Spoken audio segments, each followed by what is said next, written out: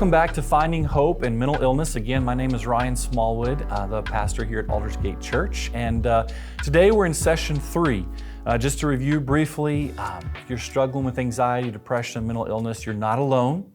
It's okay to not be okay, and you need to talk to someone. And I hope you listened in on session 2 or episode 2 with Renee Ross as she shared with us the story of her son Riley and how important it is to bring your place of darkness into the light. Today we're at session 3, and session 3 and session 4 are both going to be titled Winning the Battle. So today's Winning the Battle Part 1, and then episode 4 will be Winning the Battle Part 2. There's a book, it's a Chinese military strategist, Sun Tzu, who wrote this book called The Art of War. And in The Art of War, Sun Tzu says, if you know the enemy and you know yourself, you need not fear the result of 100 battles. If you know the enemy and know yourself. So today in episode 3, which is part 1 of Winning the Battle, we're going to talk about knowing yourself. And then in episode 4 or part 2 of Winning the Battle, we're going to talk about knowing your enemy. So here, let's talk about knowing yourself. And the first thing I would say about knowing yourself is this, and this is the most important thing. Your illness is not your identity. Your anxiety is not your identity. Your depression is not your identity. Your substance abuse is not your identity. Your bipolar disorder is not your identity. You see, there's this thing called Alcoholics Anonymous for those who do find themselves struggling with alcohol, and it's a great program. I've often said if the church would adapt some of the principles that Alcoholics Anonymous has, the church would be a whole lot better place. But one of the problems I do have with Alcoholics Anonymous is when you're in an AA meeting, you identify yourself by saying, "Hi, my name's Ryan, and I'm an alcoholic." And everyone says back to you, "Hi, Ryan." But there's a fundamental problem with that introduction because you're not an alcoholic. That's not your identity.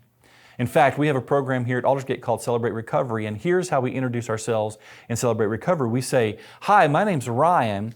I'm a child of God, and I struggle with alcohol." So your anxiety or your depression or whatever it is, that is not your identity. You may struggle with that, but that's not your identity. And you need to learn to know yourself or discover yourself. So let me help you with that today in this episode. Psalm 139 verse 14 says, "I praise you because I am fearfully and wonderfully made." So if you're watching this in a group and maybe it's husband and wife, or maybe there's some guys and some ladies, guys, I want you to turn to the ladies, or husbands turn to your wife and go, "Honey, you are wonderfully complex."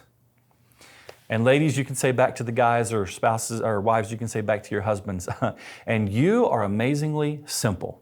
That's how God created us. We are wonderfully and fearfully made, complex and simple at the same time. Let me share 5 C's with you in this episode to help you learn more about yourself, to know yourself. All right? The first of those C's is this: chemistry. God made us with a particular chemistry.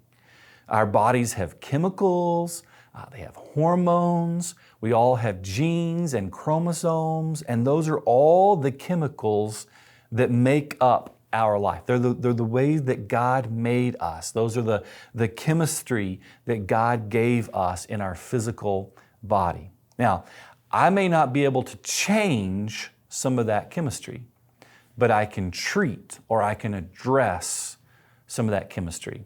If some of my hormones get out of whack, I can address how they're not living in balance the way God created them to live in balance. So that's chemistry. The second C is connections, or you can think of it this way in terms of relationships. That all of us in our life have connections with other people. Some of those we get to choose, and some of those we don't. We don't get to choose who our parents are, but we get to choose who our friends are. And so we have these connections, and oftentimes one of the problems in our identity is that we want to blame our connections, or we want to blame other people. That's evident from the very beginning of time. In Genesis chapter 1, 2, and 3, the story of creation, Eve blamed Adam, or Adam blamed Eve, and they all blamed the serpent. And it was all about blame with these connections or these relationships. The third C is circumstances. Here's how you can think of circumstances. Life has dealt you a particular hand. You may not have had any control over the hand that was dealt to you, whether it was abuse in your past, or poverty, or anything else that was in your past or even in your present that's been dealt to you, the hand that you've been dealt in life. That's just your circumstances, and you may not necessarily be able to choose those circumstances, but listen to me, you can choose how you respond to those circumstances. There's a big difference between the two there. The fourth C is this, consciousness. That's our thoughts and our emotions. I may not be able to have control over my thoughts. In other words, when I'm living in a place of anxiety or I'm living in a place of depression, that's part of the issue, is I don't feel like I control what I think about. But I can choose the thoughts that I give meaning to, or the thoughts that I let take deep root into my heart and into my mind. So while I can't necessarily choose what I think about, I can choose what I give meaning to. I can forget, well, I may not be able to forget certain things, but I can learn to forgive. And there are lots of things that come along with our thoughts and our emotions or our consciousness. And the fifth C I would share with you is this, choices. Every one of our choices in life have consequences. It doesn't matter. It can be a positive consequence. It can be a negative consequence. But every choice we make has a consequence. And I may still be in a place of living in consequences over the choices I've made in my life. And those things don't necessarily have to have control over me, because I can still have control over today's choices. While I may still be living in the consequences, I don't have to give them control of my life, because I can make choices today that have different consequences than the ones that I may be living in or the ones that I may be dealing with. So let's go over those again really quickly. Chemistry, connections, circumstances, consciousness, and choices.